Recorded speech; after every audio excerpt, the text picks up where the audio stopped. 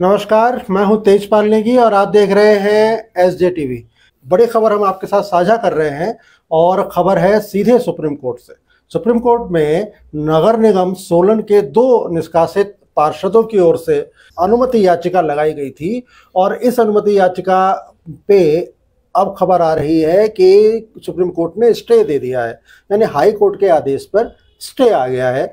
अब आगे की कार्रवाई क्या होगी, सरकार को ये एक तगड़ा झटका माना जा रहा है। हमारे साथ में है वरिष्ठ पत्रकार और इस मुद्दे पर 1-2 दिन पहले ही अपनी बेबाकी से राय देने वाले संजय हिंदवान जी। संजय जी, स्वागत आपका। और जरा जल्दी जल्दी वर्तमान स्थिति के बारे में बताएं, क्या है हमारे दर्शकों के लिए। देखिए, अभी तो हमको ये सूचना मिली है जी कि सुप्रीम कोर्ट ने जो है स्टे लगा दिया है। तो स्टे लगाया है सुप्रीम कोर्ट ने, वो हाई कोर्ट के ऑर्डर पर लगाया स्टे, लेकिन हाई कोर्ट का ऑर्डर भी बड़ा, हाई कोर्ट ने तो कुछ कहा ही नहीं है, क्योंकि जब तक हमारे पास इसकी ऑर्डर की कॉपी नहीं आ जाती है तब तक हम इसमें पूरी तरह नहीं कह सकते। लेकिन आदेश क्या है? स्टे का मतलब यह है कि जो भी कार्रवाई हुई है उस पर रोक लगा दी गई है जी। अब रोक लगा दी गई है तो ये ऑर्डर को पढ़कर पता लगेगा कि इनकी सदस्यता बहाल हो गई है। और अगर बहाल हो गई है तो 22 तारीख को मेयर का चुनाव कैसे होगा? हाँ बिल्कुल, 22 तारीख के मेयर के चुनाव पे भी सवालिया निशान लग गए हैं। और अधिकांशता अनुमान यही लगाया जा रहा है कि सुप्रीम कोर्ट ने हाई कोर्ट के आदेश पे स्टे लगाया है। यानी हाई कोर्ट ने ये कहा था कि जिला उपायुक्त के और फिर अर्बन डेवलपमेंट डिपार्टमेंट के सचिव की ओर से जो आदेश आया था, हाई कोर्ट ने उसको सही ठहराया था। अब जब सुप्रीम कोर्ट ने हाई कोर्ट के आदेश पे स्टे लगाया है तो इसका मतलब ये हुआ कि नगर निगम के दोनों पार्षदों को निकालने पर ये स्टे है, यानी अब दोनों पार्षद रह सकेंगे नगर निगम में, यही इसका अनुमान लगाया जा रहा है। अब एक बड़ा सवाल ये भी है कि दोनों पार्षदों की सदस्यता तो बहाल होने का जो अनुमान हम लगा रहे हैं, इसके साथ में ये भी है कि मेयर उषा शर्मा जो थी उनका पद भी गया था, सदस्यता के साथ में उनका मेयर वाला पद भी गया था। तो इसका मतलब ये भी हुआ कि उषा शर्मा मेयर भी बनी रहेंगी। ये भी संभावना है उसमें, बिल्कुल, क्योंकि जब उसने इस सारी कार्रवाई पर स्टे लगाया है, सारी कार्रवाई पर लगाया होगा तो डेफिनेटली वो फिर मेयर भी वही हो जाएगी, मेयर भी वही रहेंगे और ये इलेक्शन भी कैंसिल हो जाएंगे और ये इलेक्शन सरकार को मजबूरी में कैंसिल। पर अब ये ऑर्डर आएगा जी, फिर वो ऑर्डर जो है वो सरकार को मिलेगा। सरकार जो है उपायुक्त को भेजेगी, फिर ये सारे प्रोसेस को कैसे रिवर्स करती है जी, इस पर सबकी नजर है, इस पे नजर है और नजर हमारी भी बनी रहेगी। 3-4 बजे के आसपास में जब सुप्रीम कोर्ट का लिखित में ऑर्डर हमारे हाथ में होगा तब। लेकिन फिलहाल ये बड़ी बात है कि स्टे लग गया है। और किस चीज पे लगा है? अमूमन हाई कोर्ट के आदेश पे ही। और अभी जो है अभी ये भी क्लियर होगा उसमें कि उसमें सुप्रीम कोर्ट ने जो स्टे लगाया है उसके बाद क्या सरकार को और जो और प्रतिवादी हैं, रिस्पोंडेंट्स हैं, उनको नोटिस इशू किया है। बिल्कुल, और अगर नोटिस इशू किया होगा सुप्रीम कोर्ट ने तो फिर ये अपना रिप्लाई फाइल करेंगे। बिल्कुल, तो ये अपने रिप्लाई में क्या कहते हैं उसके बाद ये केस आगे चलेगा।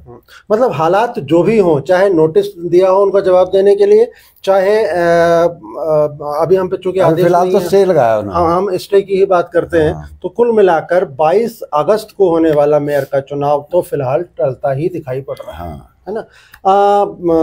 हिंदवान जी, आपने हमारे इससे पहले एक गपशप में कहा था कि नगर निगम में बहुत कुछ असंवैधानिक हो रहा है। ये जो आपने इशारा किया था उस ओर को, जो आप कह रहे थे, लगभग वही बातें अब सच साबित होती दिख रही हैं। अब लेकिन एक बात है ना इसमें जी, अब मामला सुप्रीम कोर्ट में चल रहा है जी, ठीक है, ये उससे पहले की बातें थी जी। अब सुप्रीम कोर्ट में सरकार और प्रतिवादी किस ढंग से लड़ते हैं जी, वो क्या क्या तथ्यों को उजागर करते हैं उसमें, बिल्कुल ये उस पर भी निर्भर। फिर सुप्रीम कोर्ट उस पर जो है पूरे लोकतांत्रिक हिसाब से जी, पूरे कॉन्स्टिट्यूशन के हिसाब से जब जजमेंट देगा तभी पता लगेगा क्या क्या बातें उठाई गई है और क्या क्या उस पर जजमेंट है। ये अधिवक्ताओं पर, वकीलों पर भी निर्भर करता है कि वो किस तरह से इस केस को लड़ते हैं। और अगर चाहें तो बहुत सारी, जो संजय हिंदवान जी ने पहले भी जिक्र किया था, क्या क्या यहाँ पे मुश्किलात हैं, क्या क्या गैर असंवैधानिक हुआ है यहाँ पे, उन सब की परतें अगर खोलना चाहें तो सुप्रीम कोर्ट में डेफिनेटली। अब हमारे को ये उम्मीद है कि जो हम लोकतांत्रिक प्रश्न उठा रहे थे उन सब बातों का जवाब जो है सुप्रीम कोर्ट की जजमेंट में आएगा। हाँ, और न सिर्फ सोलन की, मैं कहता हूँ हिमाचल के नगर निगम, चलो वो तो बात ये है कि कॉज ऑफ एक्शन तो सोलन में ही हुआ है, बिल्कुल। बाकी पालमपुर में, मंडी में, जी, और जो शिमला में या और कॉर्पोरेशन में तो इसलिए ये जो नजीर बनेगी जी, ये सोलन नगर निगम से बनेगी और पूरे हिमाचल के लिए। बिल्कुल बिल्कुल, यही मैं कहना चाह रहा था कि पूरे हिमाचल के लिए एक नजीर होगी।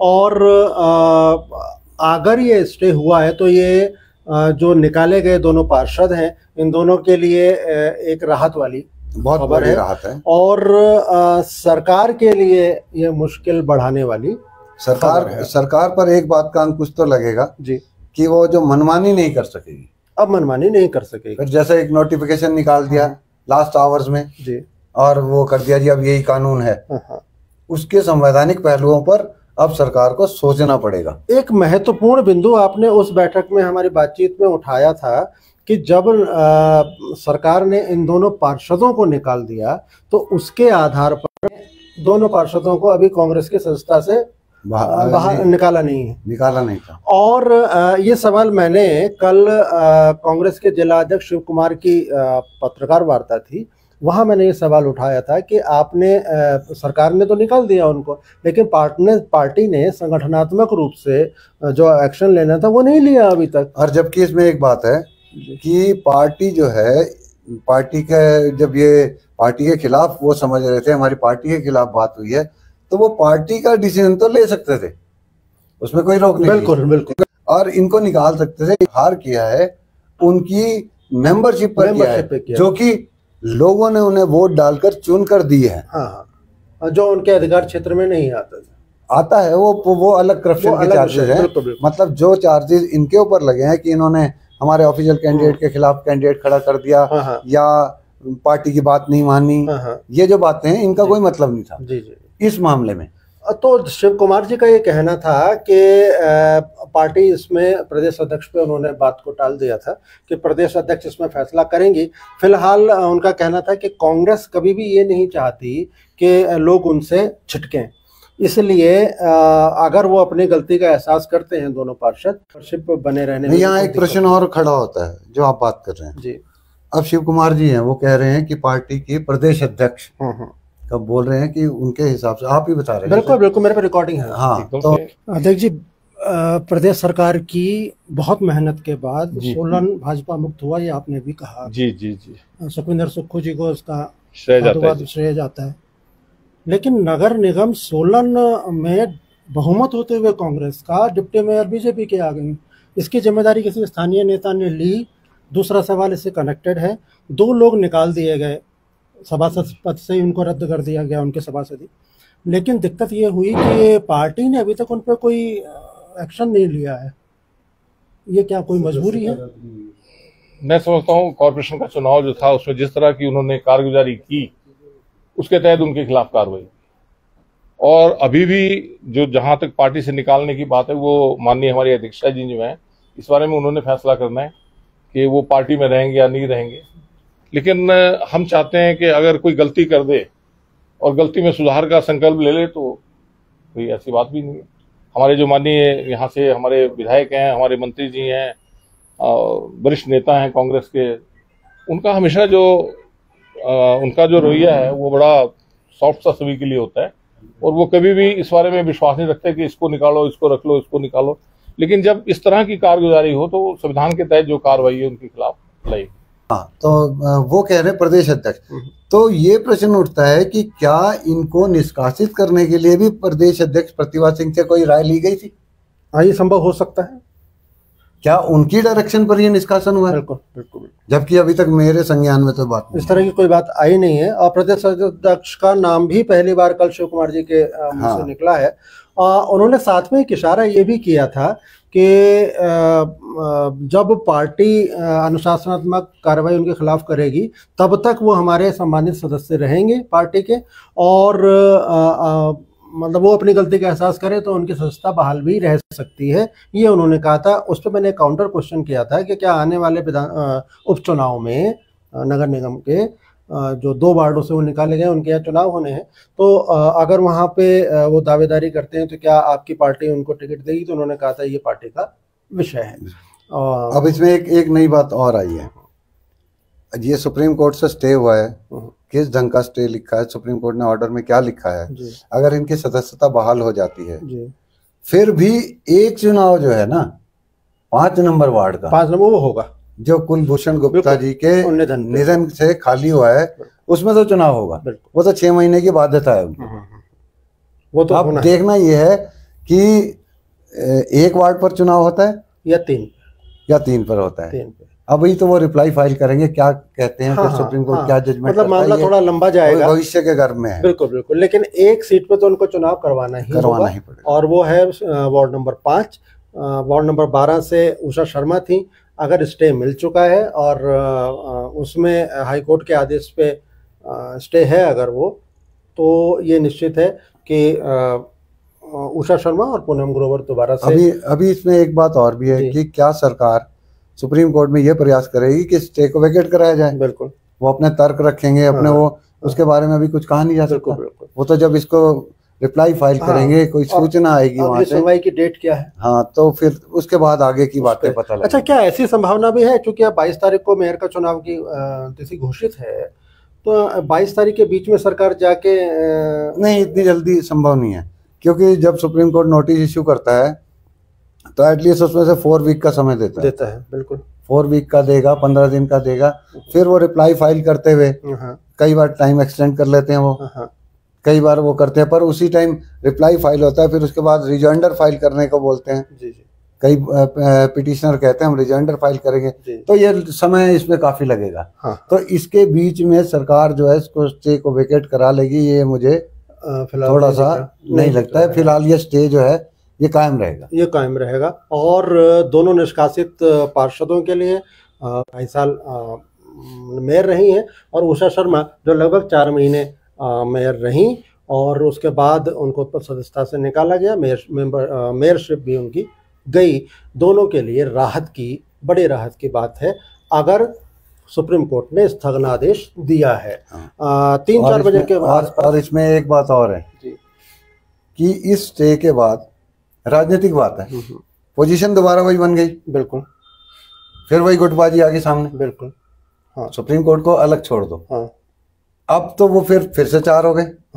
वो फिर 4 हो गए। फिर वो जो गवर्नमेंट ने अभी तक जो कार्रवाई की थी उस पर स्टे लग गया है। तो अब क्या कहा होगा इसमें? बिल्कुल, अभी तो इससे तो बीजेपी को भी राहत मिली निश्चित रूप से, क्योंकि बीजेपी के सहयोग से ही तो क्योंकि उषा शर्मा बीजेपी के सहयोग से ही कांग्रेस के बागी गुट की मेयर बनी थी, और निश्चित रूप से ये बीजेपी के लिए भी एक बड़ी राहत की बात होगी यहाँ पे। और कम से कम अगर मेयर का चुनाव, चूंकि अब फिलहाल चलता दिख रहा है, लेकिन आने वाले समय में अगर होता भी है किसी वजह से, तो बीजेपी के लिए एक बीजेपी अच्छी फाइट कर सकती है। फिलहाल पूरे कांग्रेस खेमे में सदस्यों की 10 हो गई है, क्योंकि 8 सदस्य विधायक के 1 वोट को मिलाकर 8 पहले वोट थे इनके, और 2 और आ गए हैं, तो 10 हो गई है। अब आप 10 नहीं कह सकते जी, क्योंकि इसका जो आप 10 बोल रहे हैं ना जी, इसका रिजल्ट तो पिछले चुनाव में निकल चुका है। आप बागी गुट को इसमें ना जोड़े ना। मैं पूरे कांग्रेस की बात कर रहा हूँ। नहीं, वो तो कांग्रेस के खिलाफ लड़ चुके हैं। अब तो वो बीजेपी के प्लैंक में जो है उन्होंने वोट डाला है। नहीं, वोट तो डाला है, लेकिन आने वाले टाइम में जब भी कभी कोई प्रस्ताव आएंगे या कहीं कुछ होगा, तो उसमें अगर कांग्रेस इकट्ठी रही और कुछ सबक सीखी इस पूरे घटना, जो उनके एतराज है अगर उनको खत्म कर देती है तो फिर शायद हो सकता है। वैसे सोलन के नगर निगम में घोषित रूप से भाजपा और कांग्रेस सत्ताधारी यहाँ पे, लेकिन कांग्रेस के अंदर भी 2 गुट है, जिसमें से 4 अलग हैं और 6 पार्षद एक साथ हैं। और इसमें एक खतरा और मंडराने लग गया है जी, जिसकी तरफ कोई ध्यान ही नहीं दे रहा है। अगर ये कांग्रेस अपने आपस में समझौता कर लेती है, कोई निष्कर्ष पर निकल जाती है, जैसे पहले एडमेंट थे कि हमने इसी को बनाना है मेयर, दूसरे को नहीं लेना है, अगर इस पर कोई समझौता हो जाता है तो तलवार जो है वो डिप्टी मेयर की तरफ आ जाएगी। फिर डिप्टी मेयर के लिए दिक्कत होगी। तब कांग्रेस वो जो है अगर एकजुटता से रही, हाँ, तो ये तो मीरा आनंद के ऊपर भी एक तलवार लटक गई, फिर मीरा आनंद के लिए मुश्किल होगी। मतलब इसके मल्टी डायमेंशनल इफेक्ट होंगे। बिल्कुल। अब ये जो इफेक्ट हैं वो किस तरह से आएंगे, जो ऑर्डर आएगा उस पर सरकार क्या रुख रखती है, बागी गुट क्या रुख रखता है, जिला प्रशासन क्या रुख रखता है, इन सब बातों को जो है वो मद्देनजर रखना पड़ेगा। फिर ये आगे और डेवलप होती जाएगी चीजें। और जो ये पूरी कवायद कांग्रेस और बीजेपी सब अपने स्तर पर कर रहे थे, फिलहाल वो कवायद ठहरी हुई दिखाई पड़ रही है। 3 या 4 बजे के आसपास एक बार फिर हम आपको अपडेट देंगे जब उस आदेश की प्रतियां हमारे हाथ में होगी। बहुत बहुत धन्यवाद आपका, बने रहिए हमारे साथ। नमस्कार।